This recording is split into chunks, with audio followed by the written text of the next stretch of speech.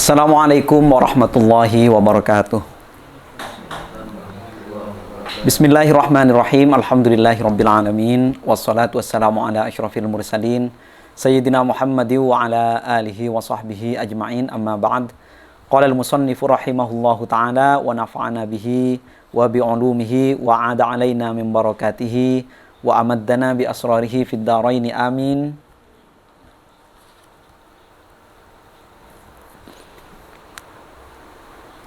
Idzir raja'u munqati'un an taubatih. Idzir raja'u munqati'un an taubatihi li dhannihi annahu minal muhsinin. Hari ini kita akan melanjutkan pembahasan tentang 3 tipologi seorang penuntut ilmu itu. Yang mana sudah dijelaskan pada sesi sebelumnya. Coba tolong ke atas. Ada 3 kondisi penuntut ilmu. Ada penuntut ilmu yang menuntut ilmu sebagai bekal akhirat. Ada 3 tipe. Yang pertama, orang yang menuntut ilmu sebagai bekal akhirat. Pada sesi sebelumnya kita membahas tentang ukuran sukses seorang penuntut ilmu. Siapa orang yang dianggap sukses menurut agama? Maka di sini dibagi ada 3 tipologi penuntut ilmu. Kalau orang menuntut ilmu dan menjadikan ilmunya itu sebagai bekal kelak di akhirat, maka ia termasuk orang yang sukses. Sementara kalau ia menjadikan ilmu hanya sebagai pegangan hidupnya saja, pegangan duniawinya saja, untuk menopang kehidupannya saja, maka itu termasuk orang yang penuh resiko. Karena kalau sampai tidak bertaubat, tidak memantapkan niatnya untuk Allah, atau tidak menutupi kerusakan yang disebabkan oleh ilmunya itu, khawatir saja dia berakhir jelek atau su'ul khotimah. Karena orang seperti ini berada di dalam khotoril masyiah, berada di dalam resiko kehendak Allah. Kita tidak tahu. Itu urusannya Allah. Ini penuh resiko. Kalau sibuk terus dengan memikirkan kedudukan dan materi, walaupun dia merasa dalam hatinya bahwa ya itu pekerjaannya gitu. Dia merasa. Kalau tidak merasa, tidak bisa. Harus merasa dalam hatinya. Kalau dia masih sempat, dia sempat bertaubat, atau dia sempat menutup kerusakan yang dihasilkannya itu, maka dia termasuk orang yang sukses juga. Yang ketiga adalah orang yang memang menjadikan ilmu itu sebagai perantara untuk berlebih-lebihan. Untuk berlebih-lebihan di dalam materi, membanggakan kedudukan dan pengaruh. Ini termasuk orang yang minal halikin. Fahadha minal halikin. Termasuk orang-orang yang celaka. Jadi orang yang ketiga ini termasuk orang yang telah dikuasai oleh setan. Yang mana ilmunya itu dijadikan sebagai zari'atan ilat takasuri bil mali. Dijadikan perantara untuk berlebih-lebihan di dalam harta, wattafakhuri bil jahi, dan membangga-banggakan diri dengan ketenarannya, dengan posisinya. Watta'azzuri bi kasratil atba'i, atau juga dia itu mengagung-agungkan dirinya karena banyak santrinya, banyak pengikutnya, banyak orang yang menyukai video yang dia upload, atau ya banyak santrinya. Paling gampangnya banyak santrinya. Ada 2 hal yang perlu dipertajam dari pembahasan kita pada pertemuan sebelumnya. Tolong ke bawah lagi, sekali lagi. Jadi mencari rezeki itu boleh, banyak harta boleh, banyak harta tidak masalah, banyak harta. Tetapi berlebih-lebihan di dalam mengumpulkan harta itu yang tidak boleh. At-takasur. Kalau kasratul mal bolehlah, banyak orang kaya dan dermawan banyak, boleh. Tapi kalau at-takasur, dia rakus dan berlebih-lebihan, itu yang dilarang. Itu yang tidak boleh dari segi agama. Memiliki kebanggaan, al-fakhru. Harus, bukan cuma boleh, itu harus. Kita memiliki kebanggaan. Saya bangga. Karena kenapa? Alhamdulillah sampai sekarang saya masih terjaga apanya, ya kan? Saya masih terjaga ada di pondok pesantren bersama kiai-kiai, punya kebanggaan.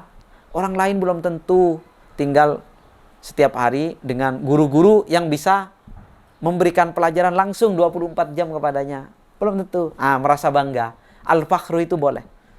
Alhamdulillah saya punya kebanggaan, saya bisa beli benda-benda kebutuhan saya sehari-hari dengan uang yang halal. Saya percaya ini halal. Karena kenapa? Kalau orang tuanya Imam Al-Ghazali ini pantas bangga punya anak keren-keren 2. Pekerjaannya betul-betul dilahirkan dari pekerjaan tangannya sebagai pemintal wall, Al-Ghazal. Bangga dia, pantas. Dia berbangga di situ, pantas. Saya bangga. Jadi para hadirin sekalian, orang tidak boleh berbangga dengan posisinya. Tapi orang harus berbangga dengan pekerjaannya seharusnya. Saya bangga sebagai kiai, ya kalau cuma kiai. Tapi nggak ngayomi, nggak bisa. Jadi presiden, jadi kepala pemerintahan, kepala daerah, jadi apapun. Jangan banggakan posisinya itu, tapi banggakan pekerjaan dia. Iya nggak? Iya nggak saya solusi sebagai masyarakat saya? Itu yang harus dibanggakan. Kebanggaan itu perlu.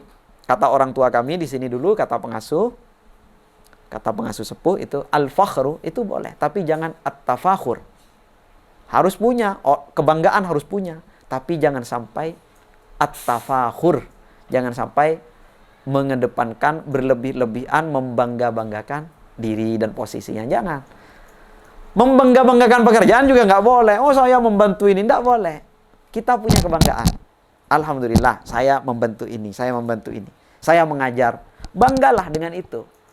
Banggalah Anda sebagai Anda santri, sebagai Anda apa pekerjaan Anda. Banggalah dengan pekerjaan itu. Harus memiliki kebanggaan di situ. Tapi jangan membangga-banggakan diri. At-tafakhur yang nggak boleh. At-takatsur yang nggak boleh. Banyak harta ya gimana? Memang banyak masalahnya ya kan? Apa masalahnya di dalam banyak harta? Tapi kalau berlebih-lebihan, membanyak-banyakkan harta itu yang nggak boleh. Ngapain? Bukan keperluan dia, ya kan? Ada orang yang dagang sedikit, tahu-tahu hartanya banyak. Ada, nggak banyak, nggak terlalu ini. Sepertinya dia dikejar-kejar oleh dunia. Nggak masalah. Dia diam, dia jualan apa, langsung laku. Sementara temannya jual begini, pakai pemasaran ini itu, bahkan agak mengancam sama konsumennya, nggak laku-laku. Tidak masalah, banyak tidak masalah. Kasratul mal, mafi muskilah. Tapi kalau at-takatsur bil mal, itu baru masalah. Al-fakhru bid-din, bil ma'had, mafi muskilah. Tapi at-tafakhur, membangga-banggakan. Terus dia merasa yang lain tidak ada nilainya. Itu yang tidak boleh. Prinsipnya seperti itu. Nah, ini orang yang semacam ini menuntut ilmu untuk berlebih-lebihan di dalam harta, membangga-banggakan posisinya, itu namanya istahwadza alaihi asyaiton.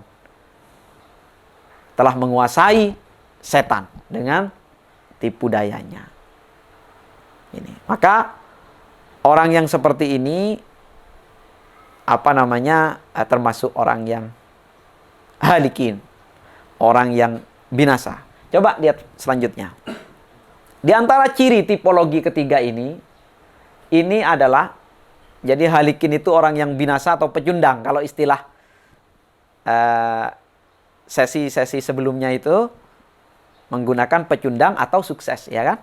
Kalau orang yang mencapai hidayah itu sukses, orang yang cuma mencapai dunia itu pecundang. Maka ciri-ciri pecundang itu salah satunya ya ini, figurisasi duniawi. Dia membesar-besarkan figur keduniawiannya. Dia merasa memiliki posisi tertentu di sisi Allah. Annahu indallahi bimakanah. Dia merasa punya tempat tertentu di sisi Allah. Engkau muljah. Karena kenapa? Littisamihi bisimatil ulama. Littisamihi bisimatil ulama.